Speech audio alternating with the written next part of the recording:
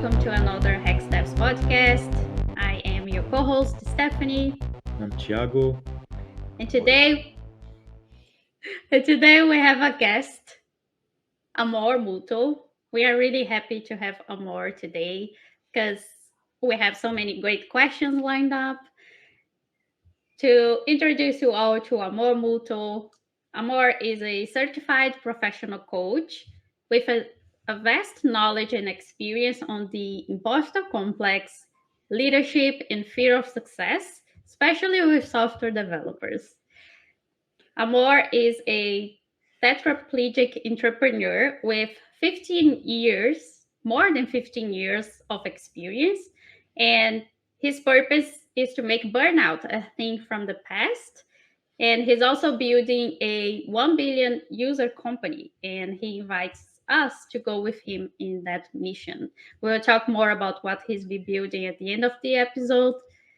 But for now, Amor, thank you so much for joining us. How has your day been?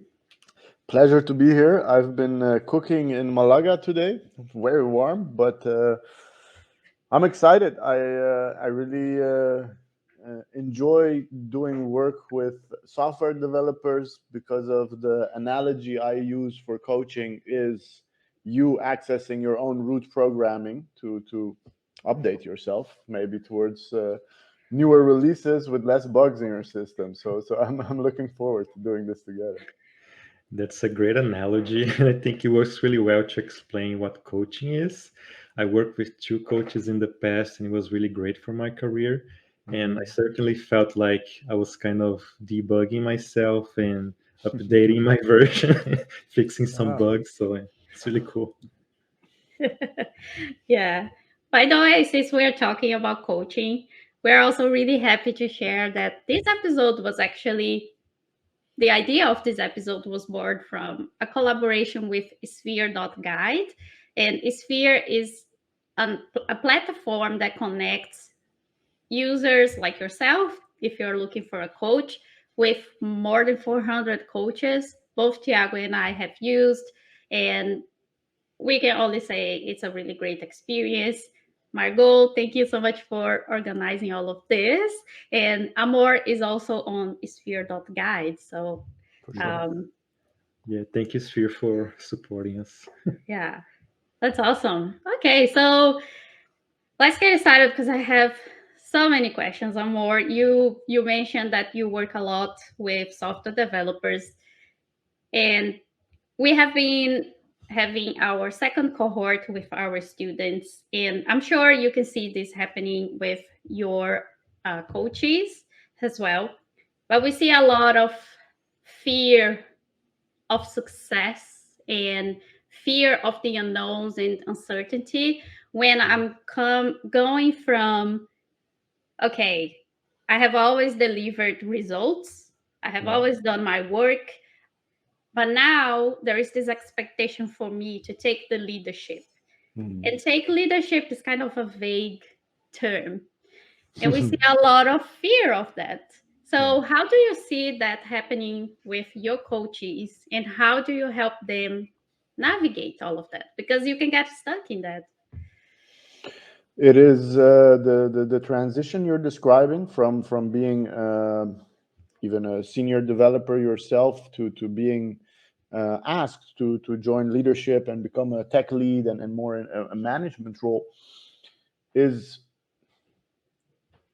basically shifting your attention from the interaction you're having with the code and the products that you're shipping to suddenly understanding that there are a couple of people who are building this thing that we're supposed to deliver, and um, they also have their own programming. So figuring out how these little actors in this team operate best together and collaborate best together is something that is scary because you could almost consider it a parental role. If you care about what you do, you are a responsible person. Suddenly, you can be even paralyzed by the amount of responsibility that you have on you. And some people think the way to save the situation is by just like forget about sleep and rest and food. Just like I'm gonna fix the bugs and code. I'm gonna push the software forward, and whatever balls are being dropped, I will pick them up. Mm. You might last a couple of months, a couple of years doing this. You guaranteed will not enjoy doing that. It's just going to be bad for your health, and you're not going to be a nicer person because you're overexerting yourself. Plus, you're stepping away from the part that is the biggest learning in this journey. When you're being asked to join leadership or become a tech lead, somebody is betting on that you have more soft skills than the rest people involved in your team, and that's something a lot of people who get assigned such a role forget, that maybe they are not the best yet, but in their group, in their cohort, they are the one that has to rise to the occasion, and that is a compliment. Taking compliments is difficult for critical people, and I work a lot with my coachees and seekers around it's a simple concept. You can get a book about it. It's by Dan Sullivan. It's The Gap and the Gain. Your brain, you can focus it on the gap, the stuff that's left between you and your goal, or you can focus on the gain, the steps you have taken from the moment that you embarked on this journey. A lot of us suffer from anxiety, negativity, draining thoughts, and paralyzing emotions. When we look at the gap, it's like, whoa, this project is so complex. How am I supposed to give estimates on when it's done while I don't even know the source code of this thing? I've just been here for 2 years. Or you think, what is the gain that I've made so far? Okay, I onboarded 3 months ago. Apparently, out of all these people, suddenly they chose me to take responsibility for how the group works together. And usually, what helps a lot during coaching is reflecting on. It's probably not the first time that you've done things out of your comfort zone or above your level of expertise. And this is what I always find the interesting thing, because these are all people, the people who are in your program, they didn't walk out of the womb with a lot of coding knowledge, right? They picked it up along the way. And whatever drive that is there to gather this tech knowledge can be directed towards personal leadership, team leadership, culture. And I think the hardest part about it is because a lot of people have passion for code, so they miss that maybe only 30% of my hours is going to be left for coding, but it's also not like dedicated stretches. So all I can do is a little troubleshooting, a little cleaning up here and there, but I will not create the fundaments of the thing. And that's something that's emotional, I think, for a lot of people to realize that, hey, maybe I'm starting a new life phase, and my identity that goes along with that starts anew as well. It's an exploration journey. I think this is a really great way to explain this phenomenon where you're maybe a senior or even intermediate and you start seeing that maybe I need to lead this project, maybe I need to communicate better. But I guess the first problem you encounter is yourself in a way, Yeah. where you're trying to do something and then these other people are not doing what you want or they are blocking you. But you have to kind of start realizing that it's you have to persuade them, you have to work with them, right? And so it's kind of it's hard. Like it happened to me when I was starting, like when I became a senior and then when I started leading teams. Mhm. It's hard to get to detach yourself from your work as a Mhm. technical person. It's really Mhm. hard for you to say, okay, I'm a good developer, but now I'm doing this other stuff that I'm not really Yeah. good at. And then you Yeah. start feeling like, oh, I'm not good at this. Maybe I should Yeah. just double down on the technical stuff. So, like you said, I'm going to fix all the problems, all the bugs, and I'm going to make this project happen. And that can work for some time, but eventually you're just going to burn out. So, Yeah. do you see that problem, and how can we help people to kind of navigate this thing? For every person, there are different obstacles specifically because how you programmed yourself through your journey growing up. So the things that hold you back are unique, but they are built on certain archetypes. And one archetype that I always find important to address is how comfortable are you with disappointing people? And as a leader, it's very important to realize you're gonna, I hope I can curse, fuck up. And when you do so, people are gonna be angry and disappointed. And how you iterate this cycle is gonna give you a lot of stretch with people, or you're gonna have a lot of clashes with people. And before you start this cycle, if you are terrified of disappointing people, well, then this leadership role is like choking you, because you're like, oh no, what if I do it wrong? People are looking at me, and it's gonna suck. So figuring out this basic, will you forgive yourself is if the Mhm. server catches fire because you did something wrong. Like, I doubt it can happen, but can you deal with public failure? Because that is the difference between being like the developer, that you are very good. You might drop a few balls here and there, and be able to pick them up, and somebody might point them out here and there. But as a leader, being humble means acknowledging that I don't know what I'm doing, but I've been appointed to do this together with you guys. Can you please help me? So a lot of times, if leadership is considered something that you need to be pointing in a certain direction, and people need to follow you, and you're out there first, I believe that's outdated, especially if you consider that the projects that you're addressing Mhm. have like multiple experts collaborating, and Mhm. understanding that you as a leader are actually a facilitator of all these people, and you yourself have been chosen as the facilitator because you understand the languages that these people speak technically. And Mhm. we're hoping that you are the best in verbally creating consensus around people, around what is urgent, what is important, and what things we need to cut before a release. So Mhm. I think knowing that this journey, just like all your other journeys, starts as a noob. You're a beginner, and Mhm. Mhm. acknowledging that, and carrying that on your chest will, you know yourself, if suddenly somebody stands next to you and is like, I am here to tell you what to do, you're going to create a whole different relationship to, Mhm. hey, I'm here to figure out what we're supposed to do together. What are your suggestions and ideas? And um, Yeah. I guess that is how I would Mhm. explain it. And I have to repeat that for every person, the things that hold you back are a little bit different.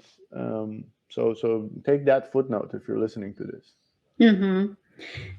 You touched on a phrase that not a lot of people are used to say, especially developers, and that's the main struggle they're gonna have when they get out of the cocoon of just coding, and suddenly they want to communicate more, take more leadership, which is, I don't know what I'm doing, but we will figure it out. That's why Yeah. we work in a team.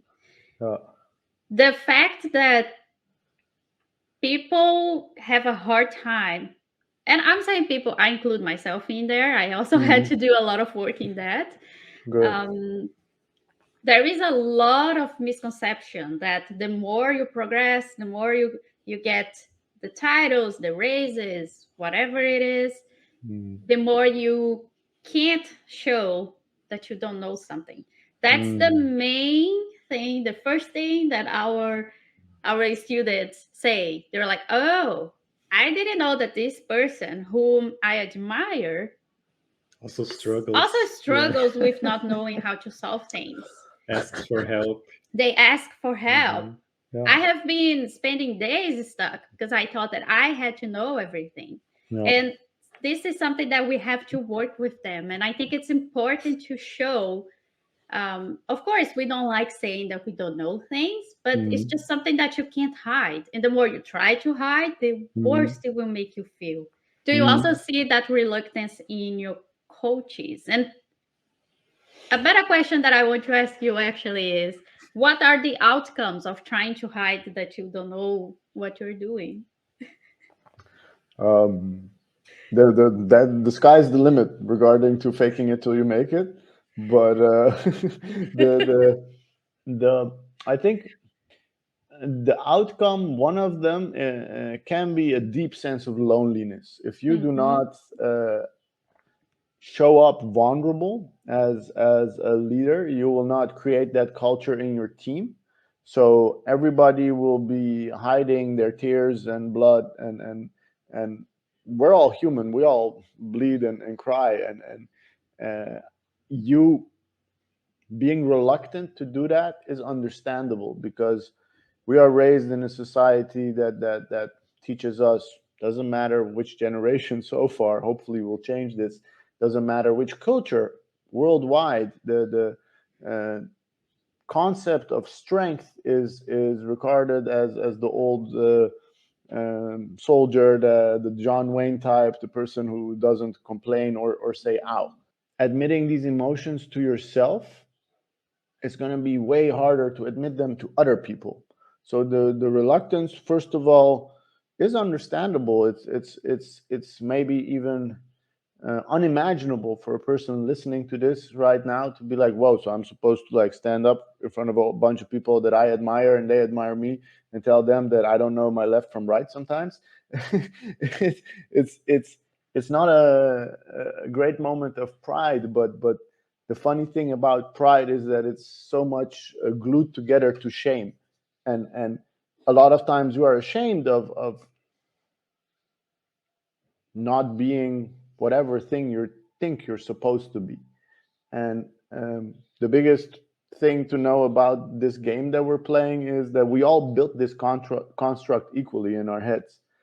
And so you gathering the guts to speak that out is gonna bring you so much closer on a human level with other people.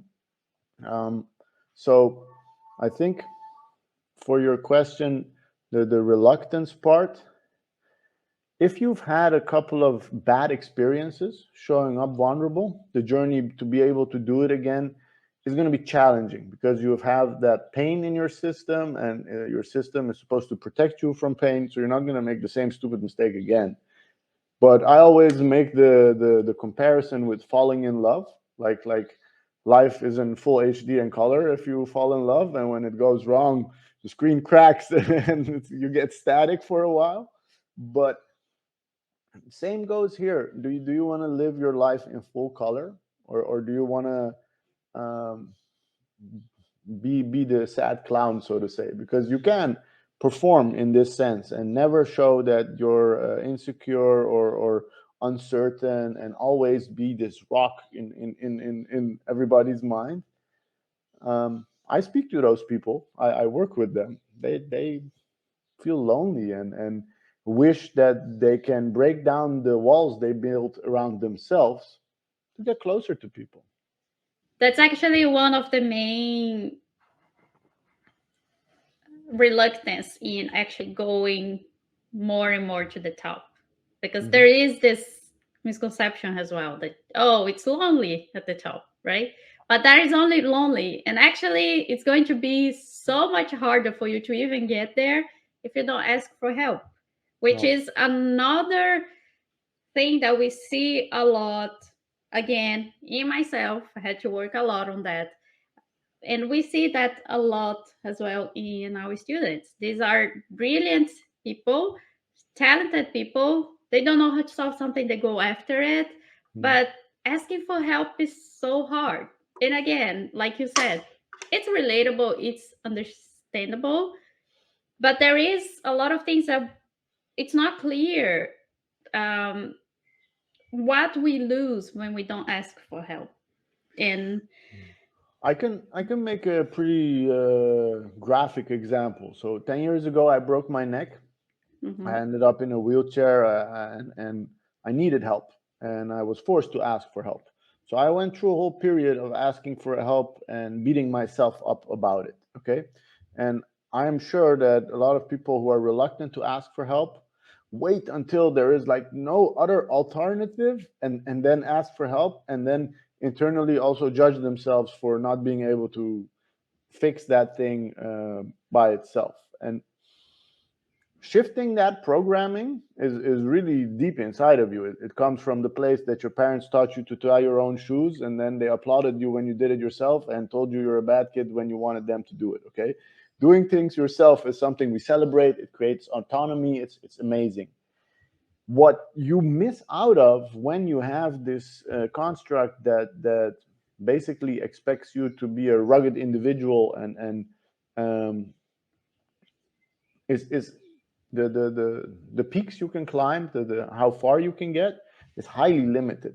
If you consider the people that you see as your heroes, the people who are established and have pulled off big things that you consider valuable, I don't know. Do you guys have an example that might resonate with your target audience? Uh, Hmm. I can't. I can't think of I'll anyone. I'll I'll Hmm. I'll, I'll I'll give you two. Okay. Tiago and Stephanie. Okay, Tiago and Stephanie are awesome people that have achieved great things. See, this was the trick question right here. But you guys yourself did great things. If you consider how far you got with the things you did when you were doing it as a rugged individual, how Mm-hmm. much blood, sweat, and tears was spent, how much you hated life as you were pushing forward, compare that to the shift you made when you were able to say, Mm-hmm. hey, next time I get stuck, I'm going to give it 20 minutes of research. If I don't crack that nut, I'm going to pick up the phone, I'm going to send an email. Okay? Mm-hmm. How much laughs did you get from doing such a thing? How many Mm-hmm. times did you hear somebody say, I was here exactly this place a while ago, and I can tell you, don't do what I did. I don't know what you're supposed to do, but you miss Yeah. out on connection. You miss, like, Yep. forget the work, forget the progress, forget the accomplishment. You miss out on connections. You're gonna be in a place where trust is further and further away from you, and I don't know about your values, but my sense of safety and security comes from trusting people, and feeling like I have people I can rely on. And Mm-hmm. this little switch that I had to make in my head, I'm not depending on people to help me, okay? Because that creates a weird feeling inside of me. I don't want to be depending on people. I want to be autonomous. No, I want to rely Mm-hmm. on this person to help me achieve this mission. If I want to make a challenging climb, I need to rely on people, and understanding that how much of an asset it can be if you're good at sniffing out who you can rely on within a couple of hours versus not being able to do so. And Mm-hmm. that too comes with practice. So the longer you wait with trying to involve people in your process, the higher the odds that somebody's going to screw you over and you didn't see it coming. You know Mhm. that this also happens. You rely on people, they let you down, they abuse your trust. So becoming a wise old man or a woman has to do with how much you practice this human wisdom. Mm-hmm. Yeah, for sure. I guess it also comes from a place of fear, right? Mhm. Because you don't want to show your limitations, or you don't want to show that you don't know. And instead, you change that to curiosity, right? And say, hey, who can I trust here? Who can help me? Yeah. Who can give me directions? And Mhm. who I can give directions to, who I can help, right? Is Yeah. much better than just competing, right? And it's Yeah. not really that useful if you always like that. Yeah, it is. It is for sure understandable to have a mindset that is, I cannot show my weaknesses if you feel like you're in a very competitive pond. So the other fish might abuse the things they know about you or not. And honestly, when I deal with those situations with my clients, I ask them, how happy are you in this pond where you cannot trust your Mm-hmm. peers? So a company is a group of people set out to deliver a certain mission. If the people who are on board on that mission have to worry about mutiny, then we're all a bunch of pirates. And Yeah. that's okay if you want to sign up for that. But if you're in a place where leadership tolerates backstabbing or piggyback riding and stuff like that, think to yourself, do I want to share my time that I'm not getting Mhm. back with these people, Mhm. really, for exchange of eventually dollars and some accreditations? No. And be wary that how much you think that pond is dangerous or not has to do with how often you put your feet in the water and are like, hey, is somebody biting me, yes or no? So don't walk away without giving it a try. Mhm. Yeah. And how can people start doing that? Because we like to give them some like actionable things to do. So, for example, we teach them, hey, tell people what you're working on. You know, every week you Mm-hmm. just send an update, maybe post on Slack, do a little Yeah, sure. video of the features you're working on, so people can see what you're doing. They can give you some feedback. They can give you some instructions or things like that. But what other things they could be doing to, show that what they're doing, get some feedback, some. Is it about showing what they're doing, or is it about helping people to take this leap in involving people and helping them out the parts that they feel challenged? Yeah, I guess involving people, so it's not just me Mm-hmm. in the corner doing things on myself and Mhm. struggling, but Yeah, involving the team, involving other people, other departments, other leaders, Mhm. so they sure. can see what I'm doing, they can help me progress Mm-hmm. in my career, and I can help them as well. That's a big question to throw a 1-2 at, but I'm gonna try. I'm gonna try. How do you communicate with your company in one go? Just give me the how to. No, I think it's maybe helpful to have a little bit of a framework. And if I Mhm. talk about a framework, I'm talking about 3 or 4 simple lists. So the part that you guys got covered is this is what I'm working on. This is the progress that I made. And then we got a bunch of stuff that you don't share with people is the stuff that's going wrong and the stuff that's breaking your head. Okay, and taking a chance by including that in your weekly update and not even posting, hey, John, can you help me with this? But just ending the message with, hey, I appreciate your time and attention. And if you feel like I can use your help, I'm all ears. Just like, hey, you guys, if you see my problems and you see the things that are difficult for me to solve and you think you got something for me, throw it at me. This would be a very simple solution to add to the weekly routine that you already suggested, Tiago. I'm curious how you think about that. Yeah, I Mhm. think it's a great suggestion, right? It's not just the work and kind of the technical struggles, but also maybe some internal things that are going on. So maybe Mm, showing some vulnerability in there is also yeah. good, right? It's not just Mhm. about the work, but about the human aspects of it and the Yeah. connections. Mhm. What do you think? Yeah, I think that would be a great way to get it started. I also had a lot of trouble doing that, but today I see how much What I. was your biggest challenge in doing that? Can you share on that, Stephanie? Yeah, let's put myself in the spotlight. I love that question. My main concern was I don't want to show that I don't know this. And I should know how to do this. I and shouldn't need what were you any most afraid of if people would find out that you don't know a certain thing? that I wasn't good enough, that I didn't Mm, deserve to be there. yeah. And solving this was a journey, I guess. Yeah. Yeah. Today I'm like, dude, I'm not gonna spend my entire day trying to do this. Who Yeah. can help me? Yeah. It's Yeah. but yes, it is a journey. It's a And you never-ending see journey. you see the shift there from being worried about what people think of you, Mm-hmm. to you being like, I don't have time for this. Okay, Yeah. and that's a beautiful how do you call it, testimony to coaching and the hard work that you did yourself, Stephanie. But in Thank the you. end, in the end of the day, it is really true. I don't have time for this. That's such a pragmatic approach to what if people think I don't know these things, and what if they think I don't deserve it?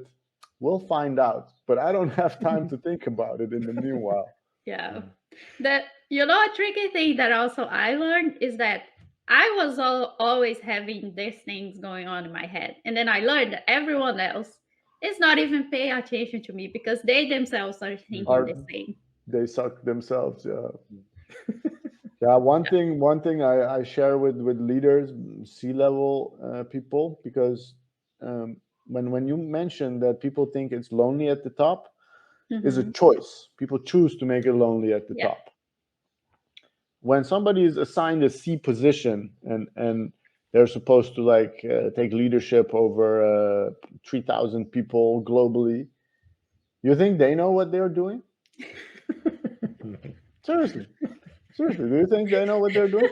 And this is the funny part about life. One thing to remember, the whole world, all the things that are working and the things that are going wrong, is just people like you and me winging it. Basically, Yeah. we're all winging it, and Mhm. sometimes something crashes, goes horribly wrong, and we have Mm-hmm. some systems to check if people are not like winging it a bit too hard. But thinking to yourself, can I wing this? Mm-hmm. And mostly not doing the work, but can I wing it, like risk it to be in that position to be judged and then Mm-hmm. survive the judgment? Because it can happen. It can happen that people are like, you know what, Stephanie, I really expected you to know this stuff. And the fact that you show up unprepared like this, very disappointing. I'm going to take it up in your review. Some Mm-hmm. stuff like that gets thrown to your head. I already see your jaws tensing up. You're like, this is not what I like to hear. And your ability to bounce back from that is Mm-hmm. something you forget. Yep. But 100% everyone who's listening to this today, you've fallen and you've gotten back up. Yep. And that's the journey you went on, from being concerned around what people might think to understanding, hey, everybody's worried about themselves, and actually I don't have time for this. Yeah, you're not gonna die if people judge you, right? No, You spend your whole day judging yourself, right? exactly. What's the point of Exactly. worrying about other Yeah. people judging Mm-hmm. you? Yeah. So, Amor, I would like to go a little bit back in the career progression. Like we're talking about, okay, you are taking a leadership or a management position, Sure. but let's go a little bit back and think about the people who are in the intermediate. Hmm. Yeah, they're not like even senior yet. And Sure. so it's not common for people to see good examples of leaders, Yeah. of people who connect with everyone, who show True. good examples of how to bounce back from this type of interactions, because it can happen. And one thing that we see a lot is in that transition from only coding to expanding the impact a little bit. So I have to Hmm. communicate more with people. I Sure. have to take this initiative, Talk with my talk manager, with my all manager, that. talk with my peers. Mhm. But there is this expectation that you know how to communicate when there isn't. And Hmm. I see a lot of talented developers Hmm. going in the meetings and not even feeling, I don't want to say confident, but they don't even raise their hands to No. suggest something No. because it's just a lot of things. Like they don't even see themselves as, no, I have lots of experience. I have seen this. I have studied this, or Yeah. I know a story about this. This can go wrong if we go like this, but I don't Yeah. even raise my hand to speak. Or worse, they have an idea, they don't Uh-huh. say anything, and then someone else, a senior, says the exact same thing, Yeah. Shit. and they're like, "Oh, I should have Yeah, said something." yeah, yeah. Yeah. That's the price you pay. It's a great question, Stephanie, and I would like to use an example out of my personal circle. One of my best friends from high school, Mhm. he would never speak up at meetings, and usually when everybody had spoken and everybody would turn to him, like, you also got to say something, he would just say, I agree with him and I agree with her, and for the rest I think everything is mentioned. So the ultimate gray mouse. That's how I describe it. This man literally got physical discomfort when put in a position to speak in a group of people. And these were not people who were going to stab him or eat him, but he was sweating, shaky knees. Mhm. Literally, this physical sensation was real to him. So the level of anxiety and fear that's going through your body in that moment is immense. How do you deal with that? Because he was also at some point supposed to communicate with his colleagues and not postpone that, because that would break his career. Postponing this part would break his career. He Mhm. would keep himself small. The trick he uses a lot of times, and I think it's important to realize that nobody wants to be the bringer of bad news. So if there is a meeting and, like you said, you know out of experience this is going to go down a rabbit hole, nobody should go this way, you've been um, expressing simple things, and you can write it out during the meeting so you can read it off a piece of paper for the first time. First of all, I don't want to be the bringer of bad news, and second of all, sharing this with you guys is making me extremely nervous. I have sweaty hands and my armpits and my knees, but I made a promise to myself to speak up for Mhm. myself, Mhm. and then you press play on what you wanted to say. Yeah. If it's an idea that you have, again, speaking out your fears, whatever fear you might have in that environment, is the biggest thing you can do with fear. Yeah. Because one thing you don't have to misunderstand is that the people who are out there rising to the occasion, that they left fear behind.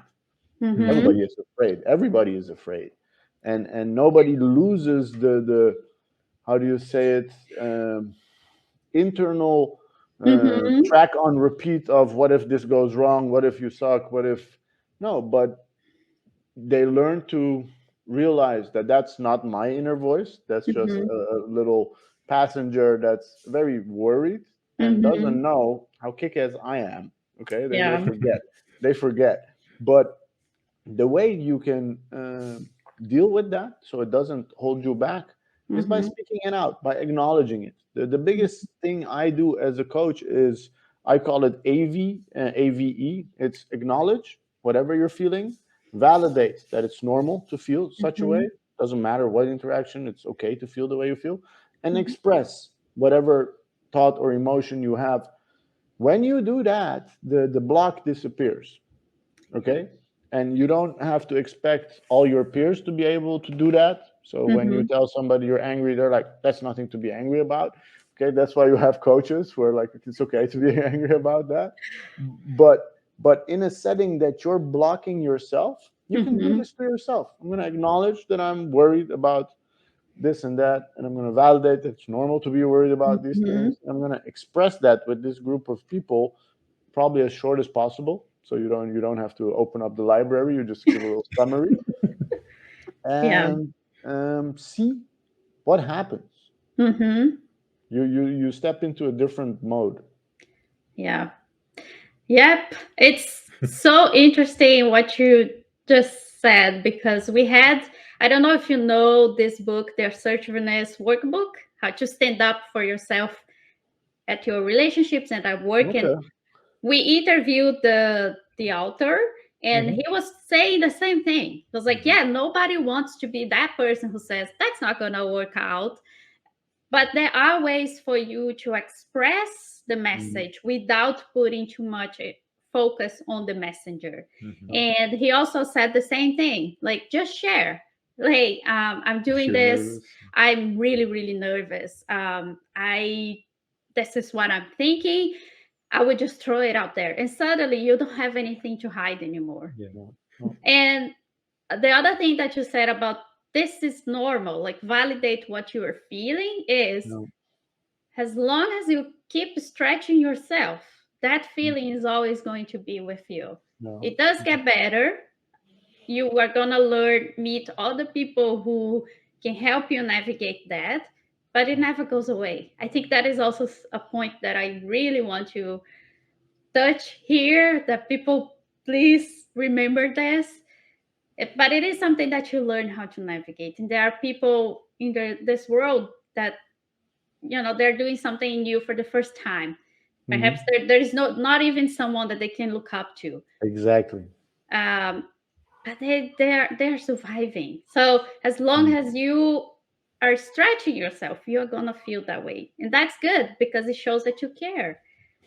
It's a big indicator if you're on a path towards growth.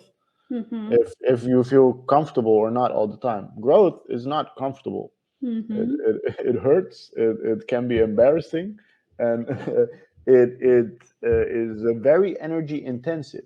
Yeah. So one thing I would like to add to that is, if you know you're going to a meeting that's going to be tough for you Mm-hmm. and you want to achieve something there, get the 5 or 10 minutes before that to either hype yourself up or zen yourself down, whatever direction works for you, Mm-hmm. to have the energy to pull it off. You cannot expect yourself to do something you've never done before, when you're already tired and stressed Mm-hmm. and have 20 things on your head. So the focus and energy you dedicate to making these steps is gonna be helpful. It's gonna be very helpful. Yeah, Yeah, that's I very love true. that. I think it kind of reminds me of one of the questions we have for you.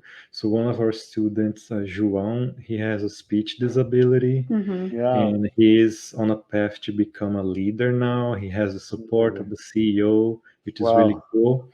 But he's also worried about how Mm-hmm. can I be a good leader, and he asked us a question. Uh, Yeah, his yeah. his main concern is he's always afraid of being misunderstood Hmm. by his Oh, peers, by um, his superiors when he reports to them. mm-hmm. And we have him in our cohort, and I can see how much he cares and how much he wants to be a great leader.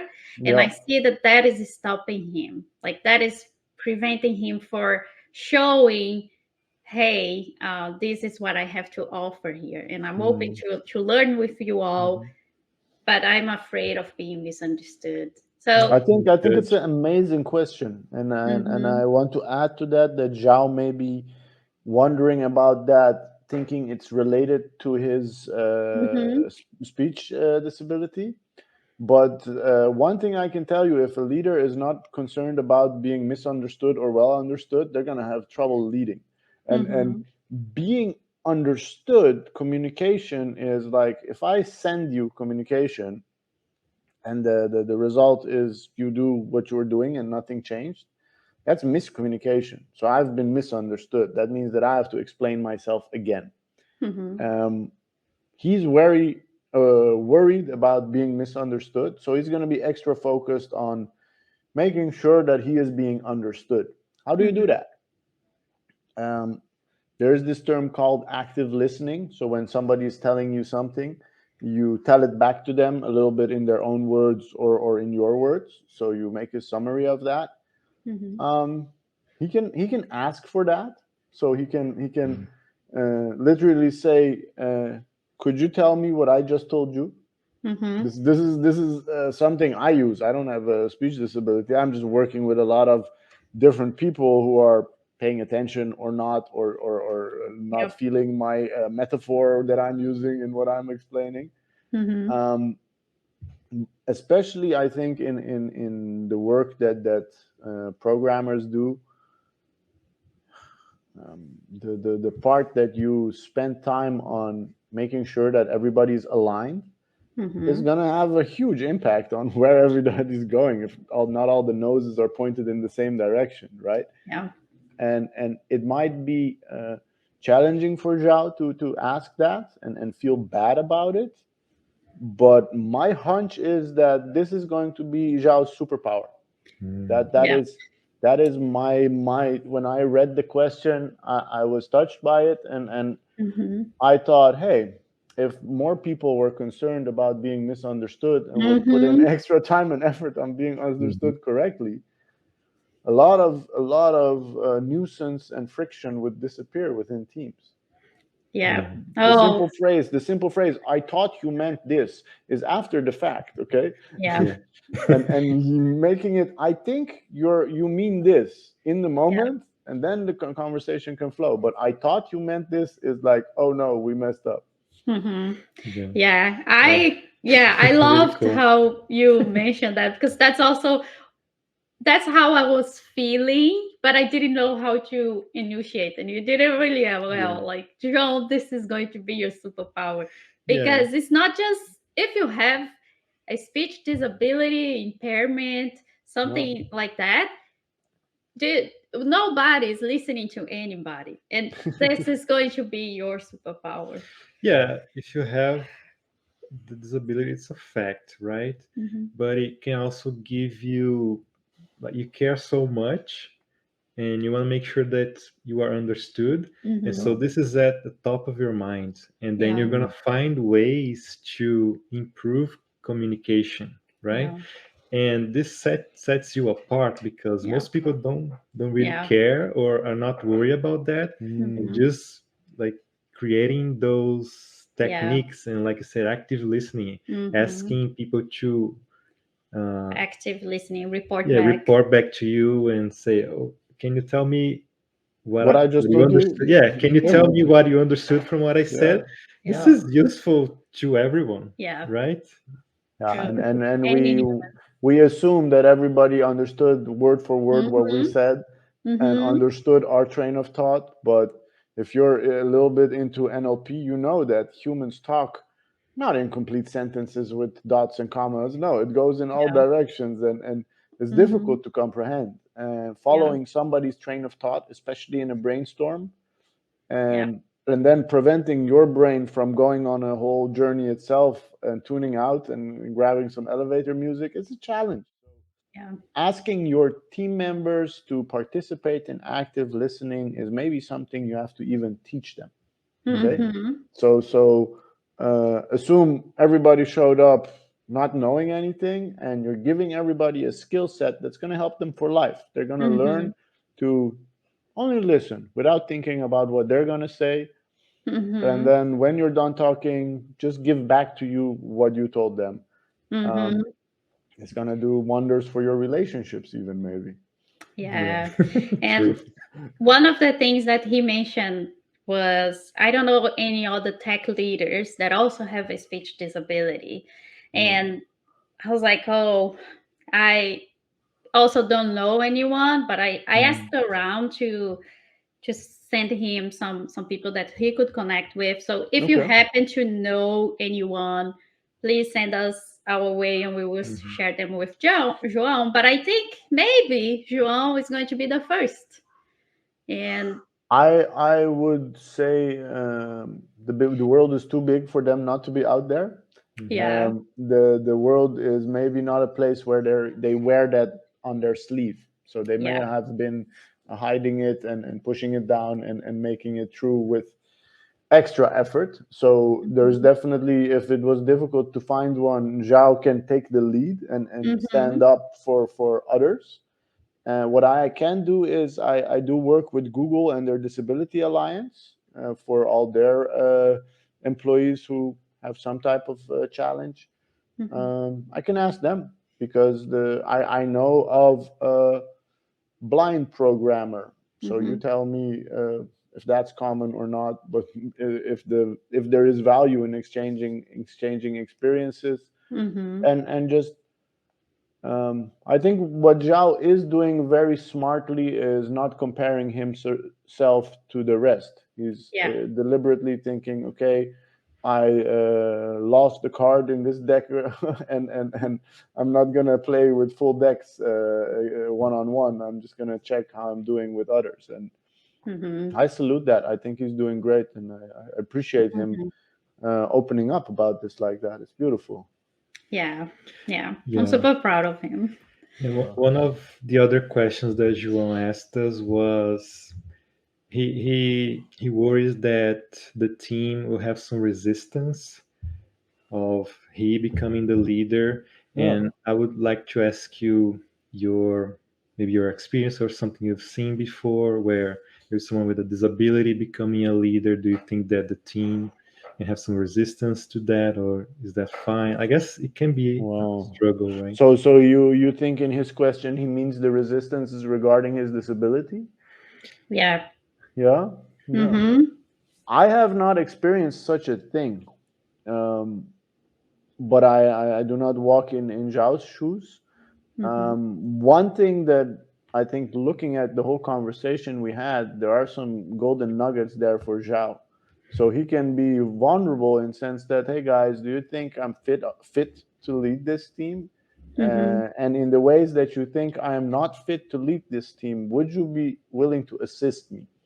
Um, that is a thing that you learn with a disability, is to ask for assistance, and he will quickly discover what the concerns are of his members in his team and which one of them really consider it a group effort, and Mm-hmm. which one of them think, no, because you missed this part, I do not salute you. It's old school alpha thinking, Yeah. and I think it's understandable. I think Mm-hmm. it's um, maybe based on prior experiences, Mm-hmm. and in this experience, what you mentioned is that he has a warm corner in the C-suite. People care about him making these steps. Mm-hmm. So just like he shared these concerns with us, he can share them with them, and be proactive about the solution he's looking for.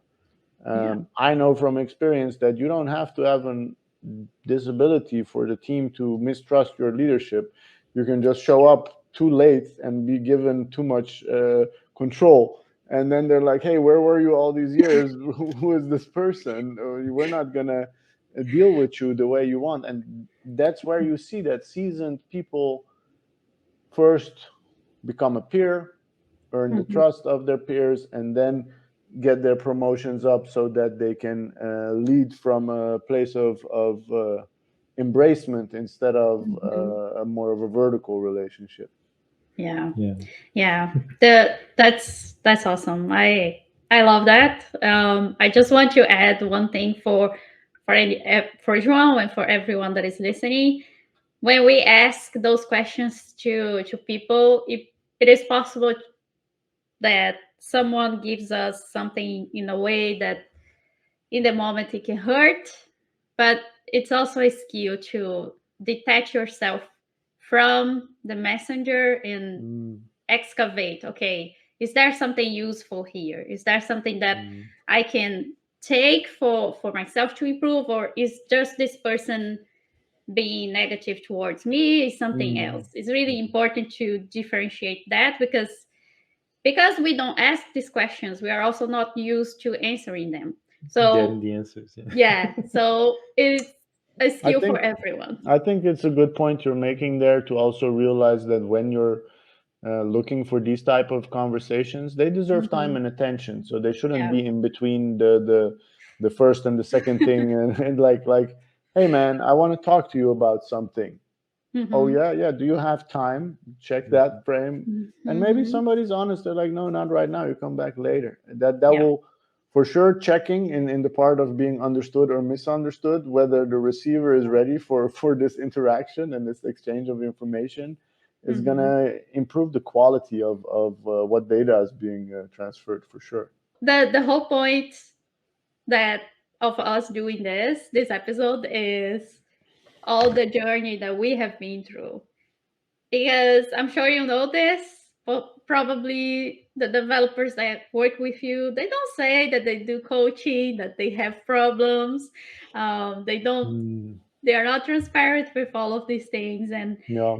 But they even suffer. yeah, but this we all suffer. Yeah. And for us, it's always a battle. At least for me, I will say for me, it's always a battle because I feel like everyone is so used to being given technical solutions, and I don't feel that there's enough space or openness to talk about all of these other No. skills and aspects. But from my experience, all of the things that we are discussing here, the things that I was suffering was the cause of a lot of suffering. My career was really suffering because of that. And It makes everything harder, it right? makes everything harder. Yeah. So the Mhm. fact that we are here talking about this, all of this stuff, is a sign that the journey to work on these things are worth it.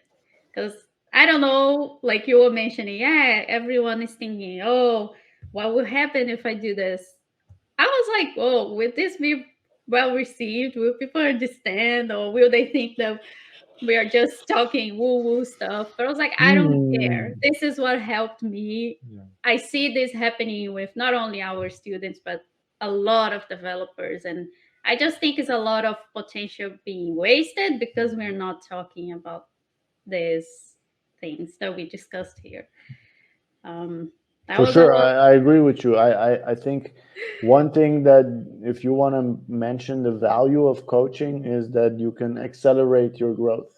So the Mm-hmm. things that you guys achieved in the last couple of years, you might have achieved them in a different manner, but maybe it Yeah. would have taken you 10, 15 years and Yeah. a lot of bitterness and a lot of espressos and late nights. The Yeah.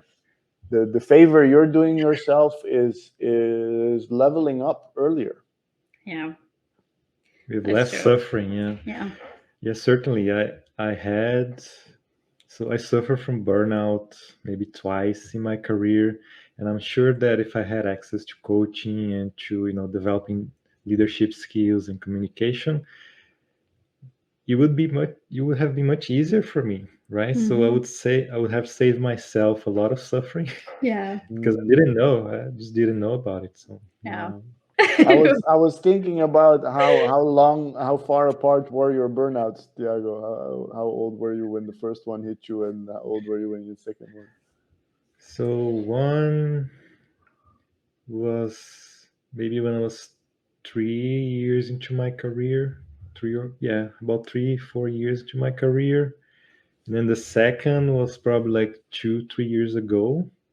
So maybe You like feel you every feel 2 3 years you something feel happened. you feel you recovered from the last one? I think I'm better. I'm much better now.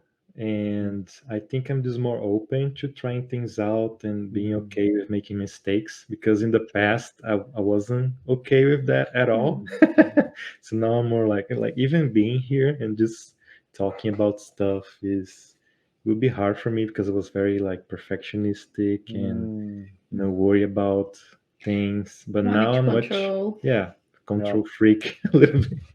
But now yeah. I'm much better. Yeah.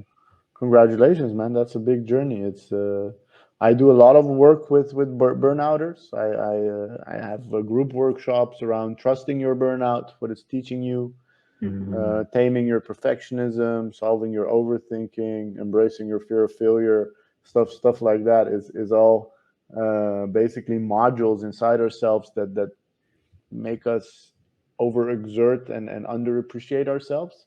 And Mm-hmm. this negative internal spiral, unfortunately, is also facilitated by world Yeah. because the if you're somebody who's willing to die for the company, well, come on in. It's Yeah. yeah. you're welcome here. Very few Mm-hmm. places will protect you from yourself. Hmm. Mm-hmm. That is one thing that I've noticed, and if it's okay, I'd share a bit about Scara right now with you Yeah. guys before Yeah. we shut down. So I did a lot of coaching, and I discovered that even if I teach people that it's okay to walk away when you're a bit tired or when your productivity is dropping, that's a good moment to take a mini break. Go for a walk, look outside, stretch your neck, check your posture, simple things.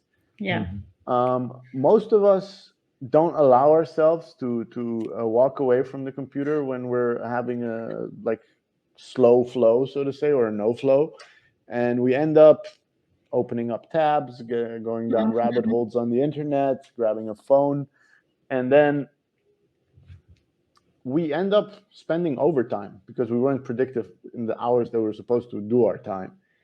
I'm building a solution right now with a wearable that is detecting the amount of stress that you're experiencing and the Mm. duration. And based on if you spent more than an hour very stressed, we're going to make an assumption that you're not so productive nor so happy anymore. And Mhm. we're going to check your schedule and we're going to give you a call, a mini break where we're developing this as the simplest forms as an MVP. The vision Mhm. is to have a Tamagotchi that helps you take care of yourself. So acknowledging your mental and emotional state and not allowing Mhm. your battery to run too low. Mhm. And I'm really happy to share this with you guys because the initial customers that we're serving with Scara are technical teams, people who work in Mhm. the agile and Scrum environment, people who are dealing with delivery dates and Mhm. build agreements and people who feel the crunch once in a while Being on and call. Oh, don't yeah, say that. Yeah. this is a bad word. On call is a bad word. PTSD. Yeah. Yeah. Okay. So if that Yeah. is something that might be interesting for you and Mhm. your team, because what I'm trying to do with Scara is to quantify the amount of stress that's involved in Mhm. delivering projects and Yeah. Mm. see if we can correlate the amount of stress and how much Mhm. de-stressing we do to output quality and velocity. So Yeah. Mhm. will you be a better version of yourself, not just productively, but also happily as a human, if Mhm. you are helped with um, taking breaks on time? Because I know Mhm. from doing a lot of work, I preach this. Still, I find myself not walking away from the computer because the thing is not done yet and the to-do Mhm. list is too long, Yeah. Mhm. and this is something that I'm very curious about whether we can solve this Mhm. in this day to make burnout a thing from the past. I would love to see it happen. So I Mhm. invite you all to check the website scara.ai and leave your email, and I'll get in Mhm. touch with you to see if you're eligible for a pilot project. Mhm. Cool. Oh, that's That's really awesome. exciting. So you're gonna measure people's stress with a wearable? Is that like Yeah. a clock, like a watch or something? Right now, it's going to be just a sensor that sits on your arm. I'm Mm. 3D printing a connector to it to make it a pendant, so you can just take it off and take it on. Mm-hmm. And my vision of the future is that at some point, getting biodata from a person who works in tech Mm. is going to be somewhere in either their headphones or their something is going to give me that data. So I'm not going for the Mhm. hardware branch of the software startup, and mostly my goal is to be very good at detecting when you could use a break Mm-hmm. and offering you the best break at that moment. And if Mhm. I can solve that digitally, automate it, then I can help a lot of people. Because a Yeah. lot of Mhm. people beat themselves with a stick until it's too Yeah. late. Until it's too late. Especially Yeah. developers, I'd Yeah. say. Oh, Yeah. I can so much relate to that. It's funny how you were saying like, oh yeah, I'm not actually doing anything. I'm just opening up a bunch of tabs, and it's funny how I can notice that. Like, I really wanted to have done something more stuff. It's always more, right? It's never Yeah. less. It never stops. It never Yeah. stops. Yeah. And I noticed that like instantaneously. I start trying to get busy. Like I open a bunch of Mm-hmm. tabs and I'm like, I don't even know what I'm Yeah. doing anymore. It's time for a Yeah. break. But Yeah. it's true. It's really hard to allow yourself to take a break. But I've Mm, been doing that and it's been a life changing. yeah. What helped you convince yourself in the moment to take that break? What is for you the biggest Hmm. push to do it? Ah, I don't know if I can. pinpoint to one thing, but certainly meditation has been helping me notice and become more aware of where my attention is going, and also the feelings in my body as well. Super. So I think it would be that. It's more like You paying increase attention. your awareness is higher Yeah. of how you're doing, and if you notice that you're not doing so great, you Yeah. allow yourself to get back to a better baseline. Yeah, That's beautiful. exactly. That's beautiful. I'm grateful for your how do you say it, internal relationship with yourself, because maybe Tiago recognizes the moments that he felt all these things but didn't think he deserved a break. So Mm-hmm. so he felt like he only deserves that break if the thing is done, and Yeah. until then, suck it up. And Yeah. that's something that's very common, that we tell ourselves to suck it up. Mm-hmm. And it's also, yeah, for me, sometimes it's hard to get my head off of the thing I'm trying to solve. Yeah. So for example, I'm working on some code and try to fix something, and it just it's loaded in my head. You can't Yeah. unload it, so it's Yeah. sometimes it's hard. Mm-hmm. But the same thing, like the thing about breaks, is also productive. So there's a really good talk from Rich Hickey about what is it called again? Hammock. Hammock-Driven development, Okay. which Okay. is it's just a way to work on projects, and then you just try to solve something. Maybe it's something new no one has Mm-hmm. done before, and then just take a break when you can't really progress anymore. Take a break, go to a hammock, pretend you're sleeping, and then Uh-huh. eventually, after 1 or 2 days of doing that, the Yeah. solution just comes to you, right? It just Mm. pops into your That's the head. funny thing about how the brain works. Yeah. And when we give our brain a problem, the brain is looking for a solution, but you don't see a loading and a progress bar on how far Yeah, along you are on your solution.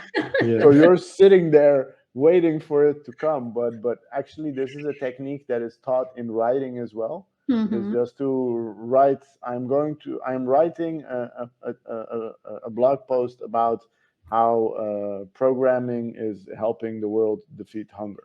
Mm-hmm.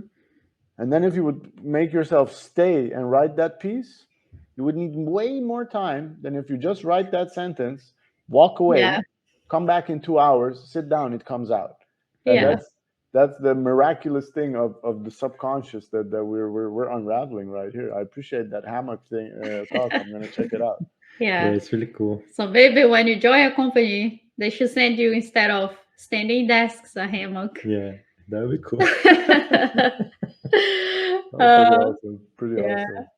awesome. So Amor, we are getting close to the end of this amazing episode. But before we go, is there something that we have discussed here and you would like to add, or did we forgot to ask you something? Um, I think I noticed you getting a bit sad for our call being over, Stephanie. Yeah. So that for sure, I agree. We had a great time. I think we touched on so many topics, and in a refresher for people. The thing about coaching, you might think it's mumbo jumbo, Yeah. and you also, it's important to find somebody you click with. And Yeah. then the nice thing about Sphere is that you can try a bunch of people out, and if Mhm. you didn't like anybody in Sphere, then that's also okay. But what I know of coaching is that it is one-on-one human, and Mhm. feeling like the person who's talking to you is somebody you can have a click with Yeah. is difficult to arrange if you're not using Sphere. So then you have to call up a bunch of coaches one by one and ask for an intro session. Yeah. While with Sphere, that part of it is super cleverly thought out Mhm. and ready for you to use. Yeah. You know, one trick that worked with me for me to be open to coaching, because that's also applicable for therapy. It might Sure. take you some time. It took for me. Um, is to say, hey, you want to be more productive. So coaching will help you with that. I started with that quest. I ended For up, productivity. yeah, being efficient or whatever. I was like, you know what? I don't want to handle with all of these insecurities, with this anxiety. So help me out. So Super. it was helpful for me to get it started. You just hijacked You just hijack your program again. Yeah, I think it's Yeah, good. I yeah. think I think productivity is one way to look at it. One other way that I ask people is to look at the different aspects of their life and just give it a Mm-hmm. satisfaction score, 1 out of 10. Mm-hmm. And if you're scoring a bunch of sixes on how satisfied you are with your life, on your social life, or your confidence or your spirituality, whatever, these are things that you can improve on, and you don't have to do it alone. I think that Yeah. is the biggest part that you have to be convinced of, is that you will go faster and further together. Mm-hmm. And then coaching is almost like a little turbo. Once in a while you give a little Yeah. nos, like, go faster. And Yeah. Yeah. Yeah. I don't even think you can do it alone. Like I have my doubts about that. Yeah. I don't think all the people who we think of that they do it alone, Uh-huh. they don't do it alone. Nobody does it alone. It's Yeah. not. It's Mm-hmm. impossible. It's Yeah. impossible.